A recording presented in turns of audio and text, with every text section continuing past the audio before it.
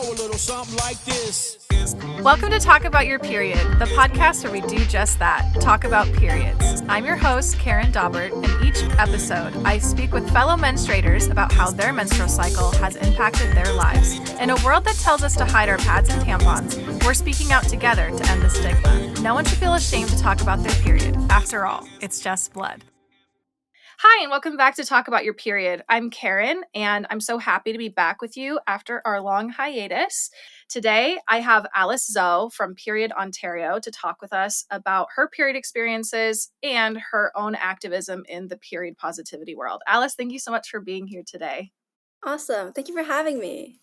So, Alice, can you give us a little bit of details about what Period Ontario is? I know it is a youth-run nonprofit that strives to end period poverty and stigma through advocacy, education, and service. Can you give me a little bit more details about what your role is with Period Ontario? Well, you kind of nailed it, Period Ontario is just a chapter of Period, which is like the parent, you call it like a parent company, I suppose. And basically, we just do whatever the same goals as they have through the same pillars, which is, you got it again, is advocacy, education, and service. And we do that in our local communities in Ontario. My role as the president of Period Ontario is to set goals for my team and to make sure that they're meeting expectations and to kind of help them guide through whatever events or initiatives they're planning on. I act as the liaison between my chapter here in Ontario and Period International. I oversee all of the operations of Period Ontario, so whether that be our finances, our communications, and the events we host, and I make sure to have my team members be supported and feel listened to and heard in our organization. And I also help plan collaborations with other organizations and do things like these, which is like podcasts with other really great people in like the gender equity, period equity like space.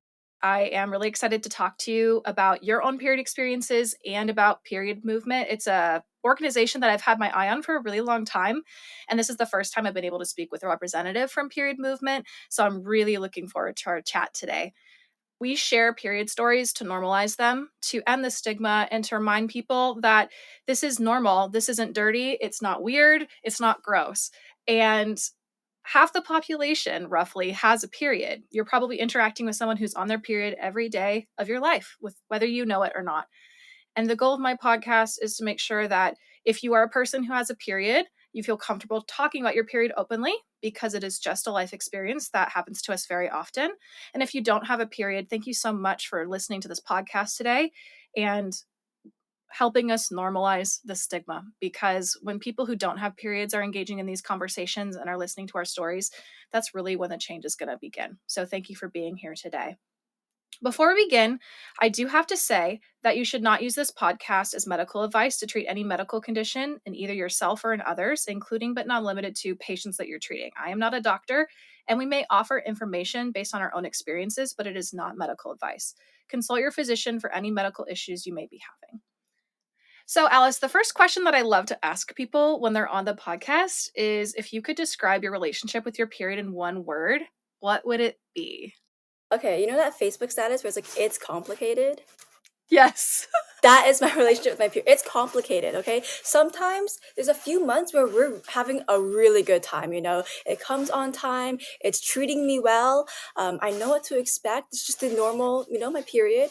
And then sometimes it'll just be a lot more rude to me. Where it's just like my cramps are worse, my bleeding is heavier, or it's like just crazy unpredictable of when it's gonna come, or I'm spotting for way too long than I should be, and it's just so annoying. So it's complicated. It's probably what sums it up the best.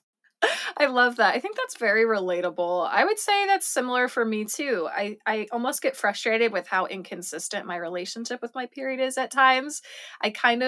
It's sometimes I have a couple good months where things are just going well. Like actually, recently I had probably 2 cycles where I had like no cramps and I was feeling just on top of the world. And I'm just like, maybe this will be what it's like forever. But I just know that's not the case. You're right. I It just feel always like gives you that hope. yes. Like, it was good this one time, so then it's probably going to be good forever, right? Yeah, that's so funny. I totally get that. It's complicated, absolutely, especially when we're, people like you and I who are in these positions of, trying to dissolve period stigma and spread period positivity and embrace our cycles and embrace all of the things that go into our periods. It's tough when we have a really rough period because it's hard to feel so like positive about it when you're suffering from I it. know, right? It's like they're dreading it. It's like, oh my God, please just end already. Yeah, exactly. But I think that's the beauty of it too. I think, when we talk about period positivity, it's not always means like you're in love with your period or you're happy it is happening, but it's more of this idea of it is a part of who we are and that therefore it should be celebrated, even if it comes with, not so pleasant times. It shouldn't just be ignored or shamed. When was the first time you even heard about periods or menstruation? Do you have a memory of that? Of like your first experience even learning about it? So I never actually like learned about it. The first time I heard it was I was in grade 5. It's winter, it's cold, it's freezing. Me and my friends are huddled in the corner like with our like jackets on, just like absolutely using that body heat for warmth. And my friends, they're talking about like bringing these kids to school and how their parents are preparing them for something. And I remember they're talking so vaguely, and I'm just like, what are they talking about? I don't understand. Why are they so scared of? What kits are they bringing? Like, is it like a sewing kit? Like, I didn't understand what was happening. Um, so that's my first time I learned. I didn't actually learn about menstruation then, but thinking back on it, like a year later or like 2 years later, I realized that that is actually the first time I learned about menstruation or heard about menstruation. Yeah, that's so funny because it must have just been so. I feel like when you're not introduced to it outright, it's so confusing to see like people talking about this thing and why don't you know? Why do they know? What are they talking about? Yeah, because some people do start their period in elementary school too. So, they you know, if they're lucky enough, they have other people who've started their period with them because I've heard that for many people who start their period in elementary school, they kind of felt like they were the only ones. But it's interesting. Maybe some of your friends had it at the same time they were able to just to discuss it, but it left you kind of confused. It left That's me really very funny. confused. I think I tuned out of that conversation completely when they were talking about it because I was like, I don't know what's going on. I'm just gonna try to stay warm. Like, Yes. Oh, that's so funny. And besides the kids, did anything stand out in your mind about the perception of periods? Did it come across to you as something that's negative that's going to happen in your life? Was it something that was introduced to you in a positive light, or was it just not introduced to you at all? oh, it was definitely like spoken in in a way that made it seem very scary. I remember they were speaking it in a very like, oh, if it happens at school, like it's not going to be good. Like it's going to be like like a scary experience or something like that. Like it was definitely spoken in a negative connotation. Um, and because I didn't understand what they were talking about, I just kind of like didn't want to like listen to them keep talking about something that seems like terrifying, but I don't know what it is that seems terrifying. So it definitely wasn't introduced to me in like a positive light. Yeah, I think that's pretty common, right? It's always either introduced to something scary or something like that's like the end of the world in a way, you Yeah. know? So I think that's absolutely something that a lot of people can relate to. Now, I'm excited to hear your first period story. But before I ask you that, I do want to know, is there anything like you wish you would have known before you had your first period? And then if there was something you would could have known before, do you think it would have changed your experience on the first day you got your period? So honestly, one thing that changed my period was getting menstrual pain meds. They are a lifesaver. I used to get such bad periods that like the pain in the front would spread to the back. So I'd get back pain from my periods, which is like crazy. I literally be in gym class, like just crouched on the floor in a ball, and my teacher would just look at me and she'd go, She- she's a gym teacher, so she's a little bit more about the like you can kind of suck it up a little bit kind of way, but I could not suck it up. It Yeah. was really bad. But then from a friend a year later, I learned that there's actually like pain medication you can get prescribed to by your doctor for menstrual pain. And then I went to my doctor. My doctor prescribed it very easily, like no hassle about it, which I'm really grateful about. And I like if I get bad period cramps, I know I can use it. There's no shame about it. Like it's not like seen as like an easy way out, but it like helps improve your quality of life, right? And that's obviously something that people should know about, these resources that can help you through your period and manage these symptoms of your period. And while my first period that I got didn't have bad cramps, it definitely, if I had known about it earlier, I definitely wouldn't have to have miss school as much or have to struggle so much in like literally just walking somewhere because I'm just in so much pain. I'm in a ball on the floor. Oh man. Yeah, I totally know what you mean. I feel like I probably didn't take pain meds with my period for like at least a year. And then once I realized that that was even an option, it was like it was a game changer for sure. And Right? so in Canada, because obviously, so you were in Ontario. Well, you're in Ontario now. Um, so for getting pain medication, because for me in America, I've always gotten pain medication just over the counter, or I do ibuprofen, or I'll do Midol or Pamprin or something like that. So you got something from your doctor prescribed. Is that right? Yeah, so in Canada we have OHIP, like Ontario Health, so some like health plan, where basically everybody has like everybody, as long as you're an Ontario citizen, you're covered for a lot of the generic versions of drugs. So there's always like a drug version and a brand version, and typically over the counter drugs are the brand version, and brand versions are more expensive, and then generic versions are covered by the government. So what I got prescribed was like naproxen, which has an over-the-counter version, but because I was prescribed it, the government covers it, so I get it at no cost, essentially. Oh man, that must be so nice. You know, us in America, it's not like that. So that's a sweet deal, honestly. Wow. Okay, that's wonderful. So it's awesome that you were able to get pain medication specifically for your period at no cost. As it should be. Let's say it, okay? You know what I Very mean? true, Like very true. it should be available to everyone. That's I'm really happy that you've been able to get medication to help. Now, I really am excited to hear your first period story. So can you tell me the story of your very first period? Yeah, for sure. So imagine this. I'm a 12-year-old girl, okay? I wake up in the morning. It's the first day I'm gonna go to Cuba. I've never been to Cuba before, you know. Well, I'm expecting sunny beaches, like warm weather, you know, very like nice ocean, very white beaches. We're going to a resort. We're there for a week. Wow, a week. What wonderful timing, right? So I wake up in the morning and I'm like, I'm gonna use the washroom. I look down, I see blood. I'm like, what happened? Did I cut myself? I don't even know what a period is. I still don't know what a period is any yet, right? So I called my mom. I'm like, I think I'm dying. Like I'm genuinely like might be dying here. There's blood on my arm. What happened? Um, my mom comes and she's like, oh, and she congratulates me, and I'm just like, I'm bleeding. What are you congratulating me for? Like, save me. And then she brings me. So my mom is an older woman, so she's already in menopause. So the menstrual products she has are like very like large, and they're like very heavy for heavy flow. So she gives me one of her pads, but she doesn't have many left because I guess she's already done her periods. So she has a lot of tampons left. So she brings her period supplies onto the airplane. We go to Cuba. Um, and we get to Cuba, and I'm like, oh my god, so many beaches and like so many like so much water, but I can't actually do any of that stuff because I'm on my period. Yeah. Um, so my first time I had my period, I had to learn how to use a tampon, and let me tell you, that was very difficult. Yeah. I didn't know you're not supposed to remove it after like before like a certain amount of hours, otherwise it like hurts. So the first time I applied it, I didn't think I did it correctly because I was like really like paranoid about me feeling it. Um, so I tried to take it out. That was the worst experience of my life. So Oh. so I've learned my lesson. I now know how to use a tampon very well. Yes.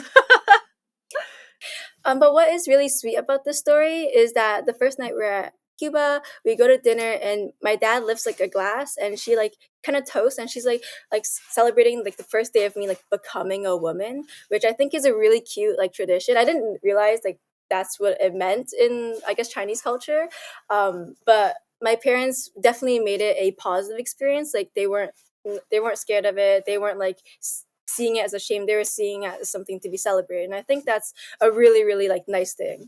Oh, that's so wonderful. I'm really happy that it was a positive experience. I know not everyone is blessed with such a, a positive reception from their family, and I'm really happy for you that that was received well. And that's such a wonderful thing because, yeah, I think it's a monumental moment in a person's life when they begin menstruating. It is, it's the end of a chapter, beginning of a new one.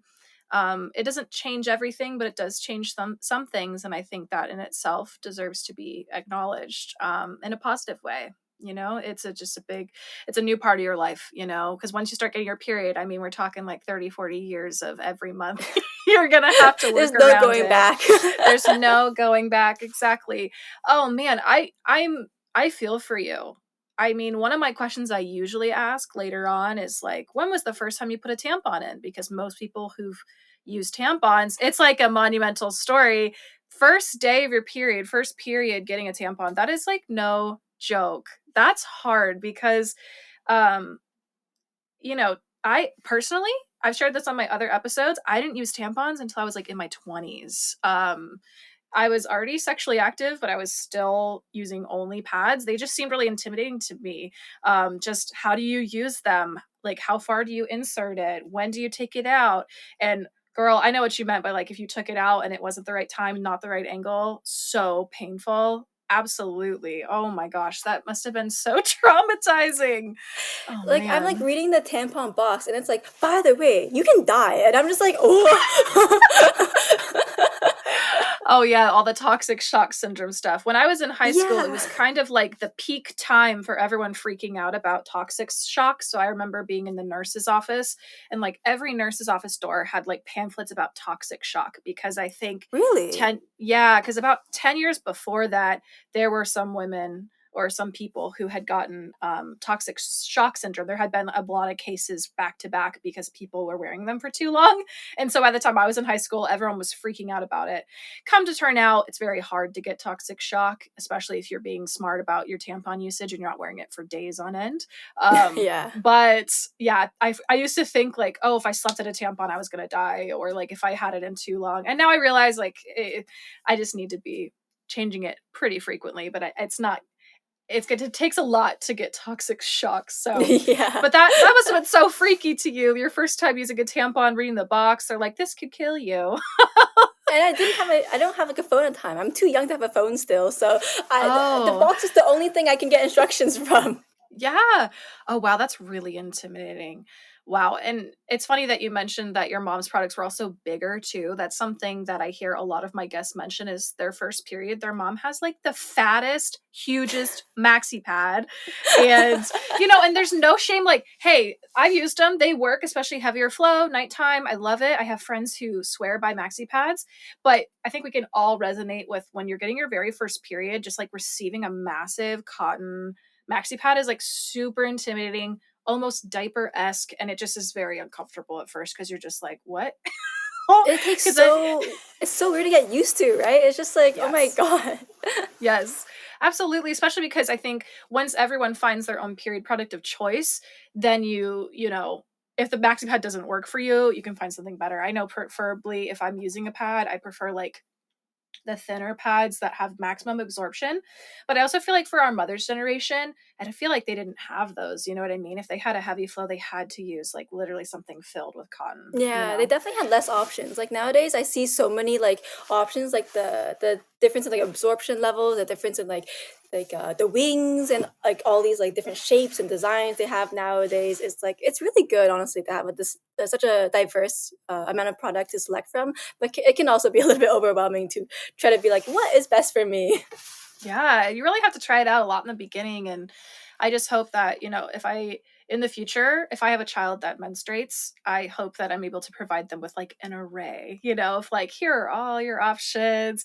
Because yeah, it's tough, but it sounds like you said, since your mom was already mentoring menopause, it's not like she had a lot on her, so it's probably just whatever she was using up until she stopped menstruating. So, oh my gosh, that's the first time I've heard someone having to use a tampon on their first period. Like, that's intense. I feel for you. No, for real. Because tampons are intimidating. And honestly, if I were you, I feel like I probably would have not. I probably would have not swam. I would have just used, I would have been like, nope, I'm not going to swim this whole trip. Like, I'm too scared. So props to you. You're very brave.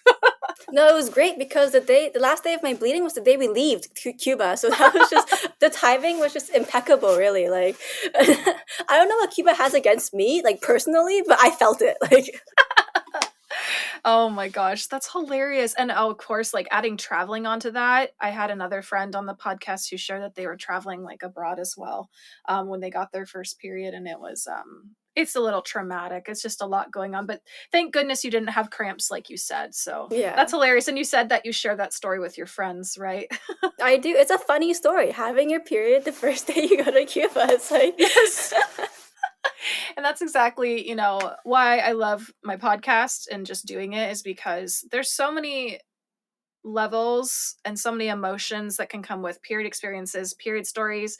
I feel like everyone's got a funny period story. Everyone's got like a annoying one, something that was really painful or something that was really embarrassing. And I think it's just I want to show that periods are just more than what we see in tampon commercials, women frolicking in the grass or hunched over the couch with the heating pad. It's a lot of different experiences. And I think your story is a great example of that. Oh my gosh. Now, going more into your school days, so you said that you got your period when you were about 12 years old. What was the rest of your, middle school, high school experience with periods? Was it something that gave you anxiety when you had to go to school? Were you dealing with pain pretty soon after you started getting your period? What was that like, having to go to school while you were on your period? well, I remember after I got back from Cuba, I went on my iPad at home. I was an iPad kid. My bad. um, but I remember like what's that article? Refinery 29. That was like a big like I think it's a magazine. I'm not too sure what it is, but something that my friends like to look a lot at like makeup and stuff. But this time I like looked at it at like about like periods. And they were like there was like this article that the first one that popped up was about like how to hide your pads when going to the washroom at school or like in the workplace. And so when I got my period and I was going to school, I'd have like a period like kit, I guess. I put a bunch of like variety of like pads, liners, I had a tampon there that I never used, by the way, but like it's in that sandwich bag and I bring to school in my backpack. So if I ever need to change my pad at school, I like hide it in my sleeve. That's the number one trick they taught me, by the way. It was the number one rated. In the Um, sleeve. exactly.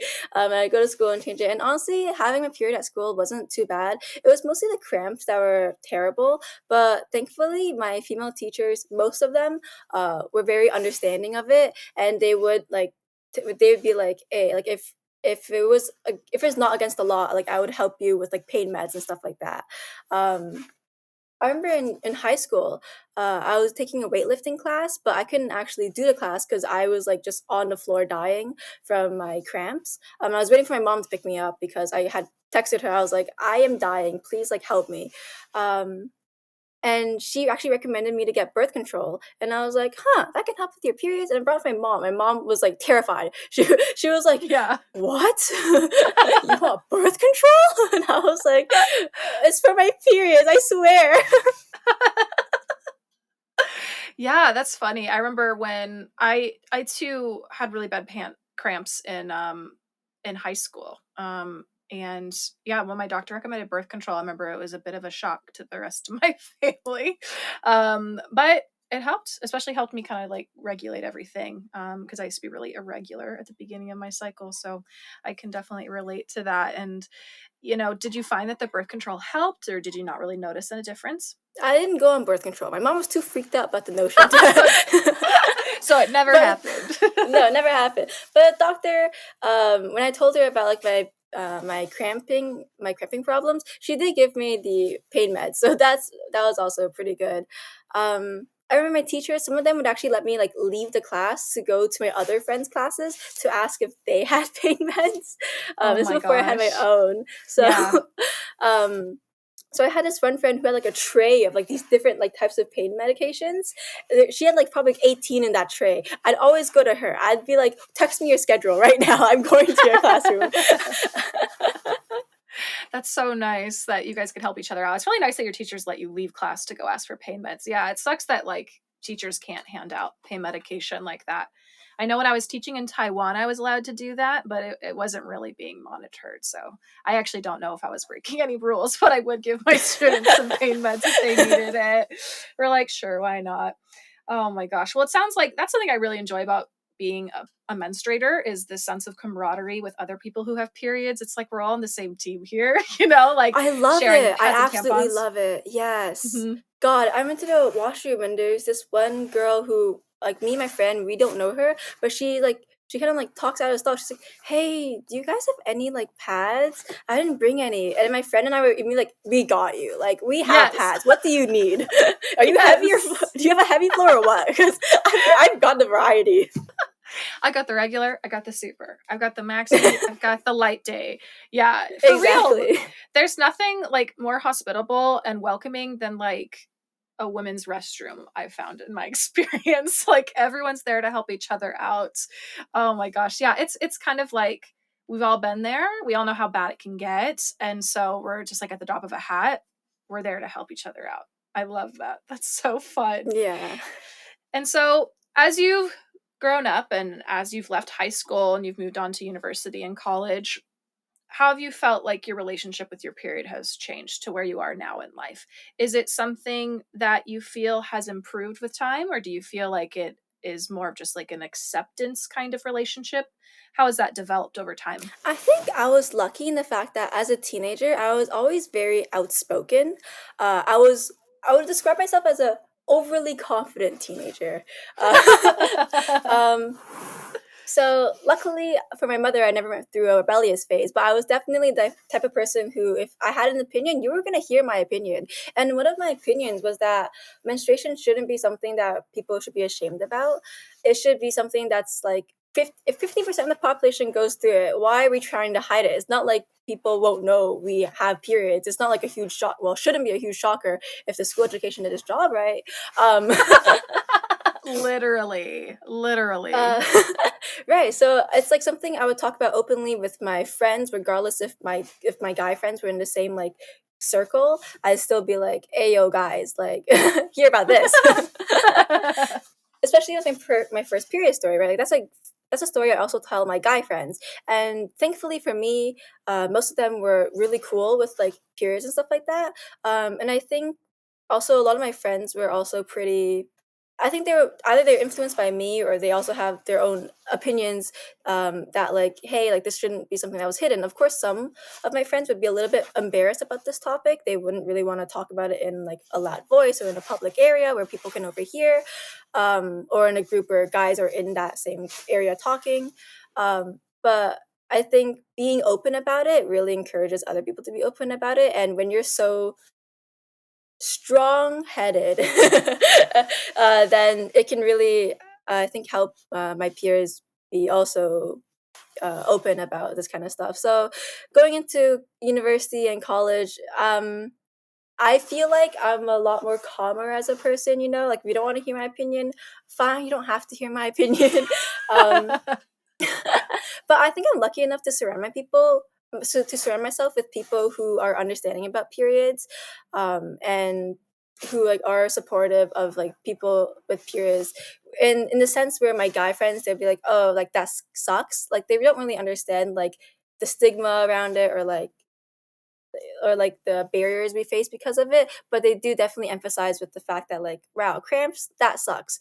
Suddenly getting your period and having to like really quickly go to the washroom, like that sucks. Like they're able to kind of emphasize with that kind of stuff, and I'm very grateful that my friends are also as open-minded as I am and supportive in that kind of fashion. Absolutely. I think the people we surround ourselves with does have an impact on how we view ourselves, our bodies, our periods, everything. And it's really wonderful that you don't feel like you're the only person kind of feeling open about speaking about these things. And it's very cool that you've felt this way since high school. I'm it's so good to hear that you are speaking openly about periods, because I firmly believe, similar to what you touched on, is just by talking about our periods openly, it really does make a difference in the people that we are connecting with and we're interacting with, especially if they're people who don't menstruate, if they're people who are shy about menstruation, if they have a negative experience at home where they're like keeping it from their father or their brothers and it's like very hush hush. Just one person speaking open and honestly and very candidly about it can really inspire someone to feel, oh wait, it's like you're giving them permission to talk about it as well, in a way. So that's really quite inspirational, and I'm very very excited that that's kind of the person you've always been and you continue to be, because I think you're doing Thank a you. wonderful, yes, of course, like you're making a larger impact than you may even know just by speaking openly and honestly, because you're changing people's hearts and minds about it and making them feel more comfortable having conversations with people they know, about these sorts of things. And I'm sure we'll touch on this as we talk more about period movement, but I'm a firm believer in a lot of issues of period poverty have to do with the fact that it is so stigmatized. We're not comfortable having these conversations as a society. Therefore, things aren't getting done. Changes aren't being made because we can't even just talk about it. So Right. it's a very small step in a very larger picture, and I think that's so wonderful. That's awesome. And so it's no wonder that you're a part of period movement in Ontario, because it sounds like this is something that's always been important to you. Can you share with me how you got involved to begin with? Like, what inspired you to take this step? Well, I was involved in a lot of community giving, like nonprofits, around the time when I reached about like 15 or so.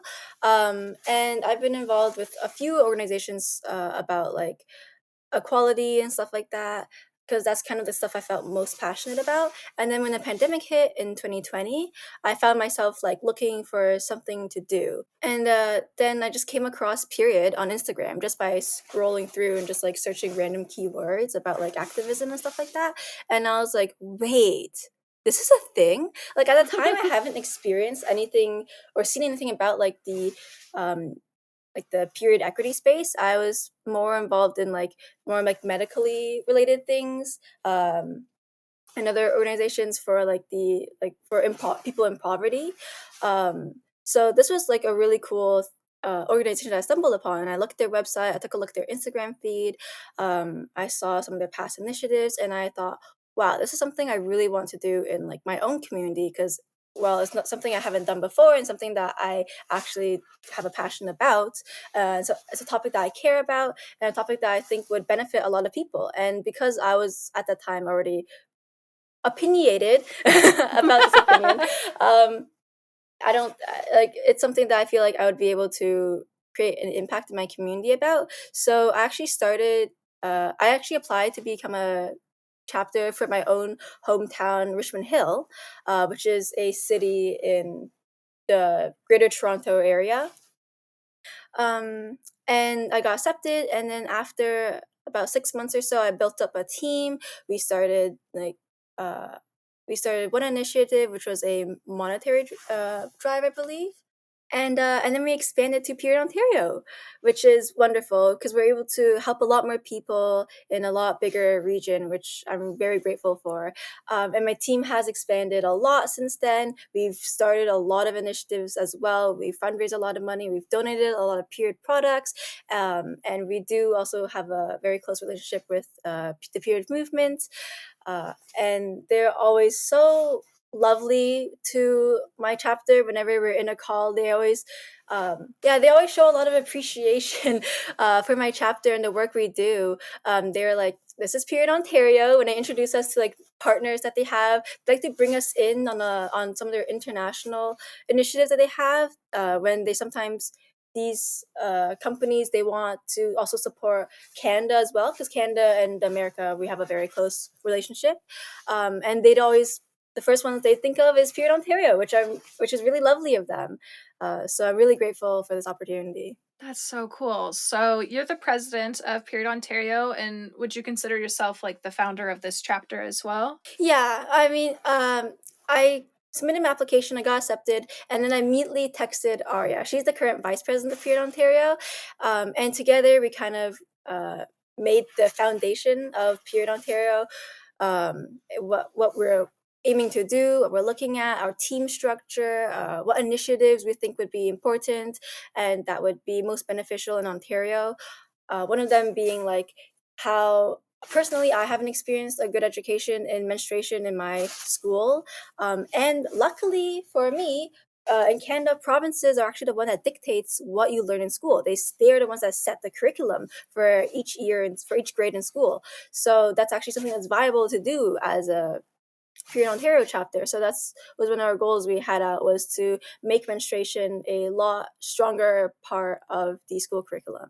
Wow, that's really exciting. And it sounds like you guys are taking big steps into not just college community and university community, but the whole province. That's really, really exciting. So I know you talked a little bit about trying to impact education.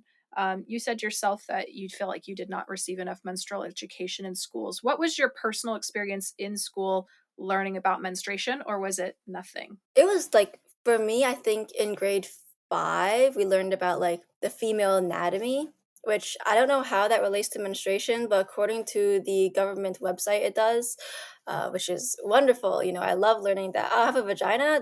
Definitely, that teaches me that I have a period, right? Like that doesn't really like tell me I'm gonna bleed at least. Like God. Yeah, um, wow. and then in grade 9, we have a health unit in our gym class, which is mandatory. And in that 2 week portion, we did learn about ways we can manage our periods in terms like pads and tampons and like diva cups. And I believe my teacher might have shown us like a pad, but I mean, at that point in grade 9, the majority of my peers have already had their periods, so I feel like a majority of my peers already know what a pad looks like. You would have been better off telling me that there's things called menstrual pain meds that I could just use for free. Like, um, Yeah. so that's so my experience learning about periods in school was a very limited one. Absolutely, and it sounds like it was incredibly limited. I feel the same sentiment when you said that you weren't learning about periods outright in school until the ninth grade. That's, in my opinion, that's far too late. I got my period in ninth grade at 14 years old, and I know that's on the later end for most people who menstruate. Most people who menstruate are going to menstruate between usually like 11 and 13 years old. Of course, a little bit before, of course, a little bit after is still normal, but I know that's like majority of people. And so even then it's almost too far behind. And I think something that really frustrates me, I'm sure you feel a similar sentiment, is it's not just this idea that periods are gross, and that's why people in like day to day don't talk about it. But the reason I feel like it's not discussed in schools is for some reason, and they're seen like it's some sort of like sexual knowledge, which I wholeheartedly disagree with. As we've said, young children get their periods. This is not a sexual thing. It's a part of the reproductive system, no doubt. But teaching children about periods is not going to encourage them to start having sex. That is so not a correlation. And it makes me sad for you to feel like you didn't even know that you were going to bleed. I've heard so many stories of people who just start bleeding and they feel like they're dying, because of course, what else would you think? All of a sudden you're just bleeding. It's terrifying, right? So absolutely. Now, in your opinion, what grade do you think children should start learning about periods? Well, knowing like the ages like 10 to 13 is like the most common area where people start getting their first period. Grade 5 is definitely a great time to kind of lay out the foundation of it. And I also think learning it in like your earlier years definitely and how you teach it to your children is definitely sets a precedent to how they will react and how it kind of shapes their perspective of periods. So if you're going to teach it in a roundabout way without directly showing it or directly describing it, or separating boys and girls when you learn about it, it definitely sets a precedent for stigma, for shame, for thinking it's something that's dirty or gross. So I feel like definitely being able to speak candidly in grade 5 to your students about this to teach them like some ways to advocate for themselves when they have issues with their periods, to know what's normal and what's abnormal, what like to look out for. Um, I know a lot of my friends when they're towards the end of your period, how it turns a darker color. They would get freaked out about it because blood is red. Why is it brown? What happened here? Um, so I think all those like types of like just that general knowledge would be really beneficial to learn at that young age. So you head into knowing or thinking that, okay, I'm gonna have my period, this is what it's gonna be like, and this is what to expect, and this is what I should do about it, and that's gonna be fine. And I also do think that in grade 9 that it's important to delve deeper into menstruation, talk a lot more about self-advocacy. Like, I know a lot of people, as they go into their mid 20s, they still have maybe highly irregular periods, heavy cramping, or just something just isn't adding up here, and they don't know that it's abnormal. Or if they talk to a doctor about it, the doctor might just wave them off, tell them they're being dramatic or something like that. And I think that it's beneficial to reinforce the idea that periods, this is what is normal. These are the variety of ways that can help you with it. These are like some common uh, illnesses that can be associated with it. That and here like the signs to look out for. And I think that would be a much better educational foundation about menstruation for these young um, teenagers, boys included. I absolutely agree. I think that boys should be a part of the conversation just as much as girls. I too was separated from the boys when I was learning about it first and fifth grade. And while I feel like my first experience learning about periods in school was more progressive than what I hear people share on my podcast, they still separated the boys and girls, and that's something I'm firmly against because it kind of creates this idea that, well, one, I don't even know what the boys were taught. Were they even taught about periods? I don't know. Um, and then two, it kind of sets up this idea that it's hush hush, and that's never a good impression of periods. I think that you're exactly right. When you're not learning about the all the symptoms, the nitty gritty, spotting, the colors, you're almost left completely confused about what's normal and what's not normal. I know a lot of friends in my life who have endometriosis or PCOS weren't diagnosed until their late 20s because people were just telling them like pain on your period is normal, but these people were like vomiting, couldn't go to work, their legs were going numb, this incredible amount of pain, and everyone's just saying pain is normal, nausea is not uncommon. But when we actually start talking about and educating people on other diseases and illnesses related to periods, like you said, it's giving people more power over their lives. I mean, it could really prevent someone from suffering for years and years if they just received correct and in-depth education earlier on in life about Right. periods. Yeah. I think that's excellent. And so, with your focus being on education, do you have any current initiatives with the period movement in Ontario to help the education system in your community about periods and menstruation? We've actually developed a what we call the period talks. So this is based on the period talks that Period already has as a resource, but we've developed it to be a lot more targeted towards Ontario, and we've also have it targeted towards the fifth graders, and we've made like several versions of it, and so we have an animator who is amazing on our team, and she has animated a series of videos, one for each period talk, about like different topics about it. One of them being self advocacy. You learn about the basic anatomy, the science of your period, what to expect, the disorders. They also learn about like the culture or the stigma surrounding menstruation in different around the world. They learn about how the indigenous view periods, which they view in a positive light, which is really nice. And we also talk about how other cultures, they view it in an incredibly negative light, where they force women to go into these little huts to stay for the duration of their period, where they're often neglected in there. And so we touch upon a lot of topics that I think are very important, and I think that children should know. And we also teach it in an interactive way. We have worksheets that teachers can print. We have a black and white version and a colored version for teachers to use to help aid students along this about learning about it. And at the very end of the period talks, you become a period warrior. I think it's a really, really great initiative. My team's been working on it for about a year at this point. We are in talks with a school board to have it tested at some of their more conservative versus some of their more open schools, to kind of see how they react to it, what feedback they may have for us. And hopefully afterwards we can finalize all the modules, all the animations, and have it be sent out to a lot more schools. But we're still working on having the actual curriculum change. This, I think, is a great solution in the meantime to help teach these children about periods. And we also have an in-person version, which has been altered again into separated between like boys and girls. We're planning to like buy these like chocolate candies to kind of reward students who participate.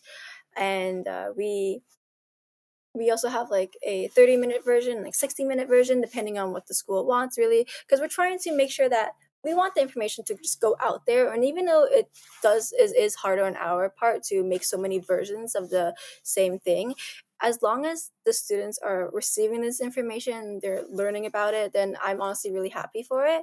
Um, so this initiative is something that my education team is really passionate about, and I'm really passionate about, and I'm so excited to have it published soon and to be open for teachers to use. So if you are a educational person there, whether you're a teacher, principal, superintendent, anything, like please, if you want to, and you're in Ontario, just reach out to us. You know, we'd be so happy to share these resources with you or come to your school and do a talk.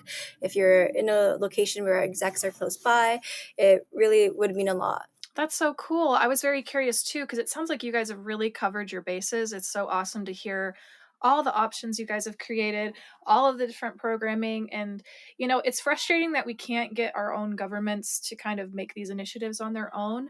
But it's really awesome that there's people who, like you and your organization, who are willing to put in the work, put in the time, and volunteer for such an important cause and something that's really going to help change generations. Even if you get it into just one school, you're going to change the trajectory of those children's lives and how they view periods. And I think it's absolutely wonderful how informative your information is going to be, how in depth it is, how not shameful it is, and how empowering it is. I think it's wonderful that you guys also included self advocacy in your period initiative for students because it is such a big part in it. And I think that when we're teaching children from a young age to speak up for themselves, advocate for themselves, it really can change the course of their lives for the better. So that's so cool. And I'm really curious. So after you guys are done, per se, with this project, are you guys going to have those resources available online? Do you guys have a website, or is this just meant for schools in Ontario? What's your end goal with all the information that you guys have made? So unfortunately, we don't have a website, but this is a resource we hope that teachers will share around with each other, maybe put in group chats or something like that. Something that eventually, like, so much time has passed that like they don't even know where it has originated from if it weren't for our credits at the end. But one of those videos where it's just like they just have it in their back pocket if they ever need it, and just a resource that is like maybe hopefully would be common eventually, and or won't be needed because the school curriculum has developed in a way that teachers are required to teach these things. Wow. Well, I really hope that this takes off for y'all. Like, I think this is such an amazing opportunity to really change how menstruation is taught in schools. And sometimes it only just takes a few people trying to set the right tone and people liking it and it's spreading on to make a big, big, resounding change in your community.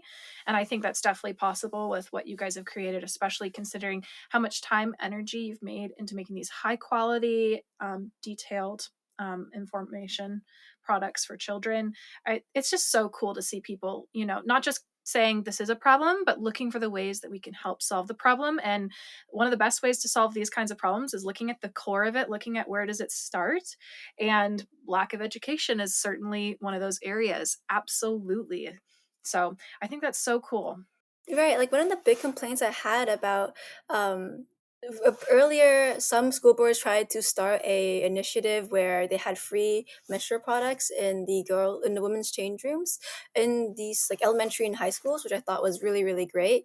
Even though the words they used were napkins and it cost money, either way, having these materials in washrooms is a great way to start off, especially when you're what is this would be like the 2010s, that decade. But the problem they encountered was that a lot of people were misusing these products, like if they were for free, they just take it and like apparently they'd stick it on the walls or just generally waste a lot of money with these products. And their decision was to just end this initiative, which is to not do it again. Say, hey, we had a bad experience, these kids, they weren't respecting these products, so we're just gonna take it away. Which is, I feel like, was not the right response. I feel like it would have been a smarter move to instead teach children to respect these products and to teach them that the behaviors of these children is not okay, and the importance that this really has. Like, I mean, kids, they can experience empathy, right? Tell a story about how homeless women, they have to choose between food and products and like a clean pad every single month, or how some women have to resort to newspapers to soak up their blood, which can often give them infections, right? Like, and you're going to be out here throwing away these prized possessions. For some people, they're going to hear that, they're going to understand with that, they're going to emphasize with that, and it would have been a lot more impactful than simply taking away these products that some women, that some girls probably really would have needed in these schools. Absolutely. I agree that was not the right move. And I don't think it teaches the kids anything, because I think it just emphasizes that they were so unequipped to have these kinds of conversations that they couldn't even just talk at length about why they're important and why they need to be respected. That they felt so uncomfortable as an administration or a team that they felt like it's just better to just get rid of these projects that Yeah. are free than to just have a real conversation about them. And I think you are, and your organization in Ontario is really giving teachers the tools to know how to have these conversations, how to start them, because often, people who are teachers or administrators, maybe they were never introduced to periods in a very effective or appropriate way. And so then they feel uncomfortable talking with their students about it. If teachers can't even talk about it with their students, how can we expect students to feel comfortable with it themselves? And I think you guys really do a wonderful job about laying it all out there for teachers, giving them so many different options, different ways of bringing it up, making it in a casual, not overly serious way that is going to be easy for teachers to feel comfortable listening, explaining, and then easy for students to listen to. So I think that's Right. wonderful. And hopefully through your program, less school districts are going to take that kind of response, like throwing items away. Right. Well, Ontario right now, they partnered with Shoppers Drug Mart to actually have free products in every single in I can't remember if they have it in boys and girls washrooms, but they do have free period products in washrooms across all public school boards in Ontario right now. So that's wonderful, and I really hoping that my generation, and the generation below me is being a lot more respectful of these products, so that right now it's a 3-year program, but I'm really hoping that it can be a forever program. Follow in the steps of like Scotland, where they have free products in their public washrooms, which is really great for Scotland. Yeah, I've recently heard about what's going on in Scotland, and it's the direction that everywhere in the world needs to go. Something that constantly frustrates me is the fact that we even have to pay for these products. And I'm not sure how it is in Canada, but there are states in America that they're taxed at a higher rate under luxury tax because they were specified as a luxury at one point in time. And there are still states today that have luxury taxes on, pads and tampons, and which is, they should be free, bottom line, not cost. Your first question about like describing your relationship with your period in one word. I want to find a woman who describes that relationship with their period in one word as luxurious. Like, please, like. Literally, it's yet to happen. I'll call you when it does. Something tells me that I'm never gonna tell you that, but yeah, luxury is not the word that comes to mind when I think of menstruation. So I find it really offensive that anyone would consider it a luxury when it's absolutely a basic right. And I really do hope that in the future, all period products that exist, I suppose, that exist, I just hope that everyone has access to exactly the period product that they want at no cost. Right. And I think some people think that's really far-fetched of an idea, but I really think that that's what our goal should be. This is something that happens to us every month, and I think we can all agree if men were the one who menstruated, this would be like a non-negotiable. This would be covered by the government. Like, I get infuriated that, at least in America, pills like Viagra are free and they're deemed a necessity, and then we're still paying for period products. Like, that's Wow. absurd to me. That is So absurd. What? yeah, it's super frustrating. So, I mean, I feel that a lot of medication should be free, but I just think it's absolutely ironic. So hopefully that initiatives like you guys are doing are a part of that change. It really does start from the bottom. And I think it's really noble of you to, take this big step, because it sounds like a ton of work that you've put into this. And, you know, I think it's really going to make a difference. So thank you so much for taking the time to put all your energy into creating resources for teachers, because it'll be really helpful for the students. Of course. I mean, it is International Women's Day today, the day we're recording, so of course. I forgot. That's awesome. I know, perfect time for us to meet up and chat. Before we go, I was wondering if Period Ontario has any more initiatives that you are currently working on that our audience would like to hear more about. For Women's Month, the month of March, my organization, or sorry, my chapter is hosting a Women's Month product drive and monetary drive to try to get more money and more period products for our upcoming packing party, which should happen in June. So if you're in the Richmond Hill, Markham, Vaughan area, if you check our Instagram page, you'll see one of the pin posts right there. It tells you all the locations of the Starbucks that we have a box where you can donate period products to. Or if you can't, then you can also make a monetary donation to our GoFundMe. That link is in the Period Ontario bio. And all proceeds from there will probably be used to buy more period products. And the more period products we can get, the more menstruators we're able to help. Of course, we don't want to give these menstruators cheap products because that's a problem that I've said before. So they do cost a fair bit amount. So whatever you can donate, it helps and goes a long way. Wonderful. And I really hope that people who are listening today go ahead and check out Period Ontario on Instagram and see if you could contribute to their GoFundMe, or anything that you think is going to be able to help them be able to bring period products to the people in their community. I think it's a wonderful initiative. Alice, it's been so much fun having you here today. I've really enjoyed talking to you, and I think this is a really wonderful conversation that hopefully really helps a lot of people realize that periods are something that we need to start from the ground up when it comes to education, and how those education experiences can really change our view, and empower us to know more about our period and be able to advocate for ourselves in the future. Before we go, I do want to ask you one last question. And the question is, if you could say something to people who haven't had their period yet, what would you say to them? Do you have any advice that you could offer? I say my advice would be to just don't be afraid of it. You'll experience a lot of changes with your body. You'll notice a lot of things that you might find gross. I know I definitely found a lot of things about it gross.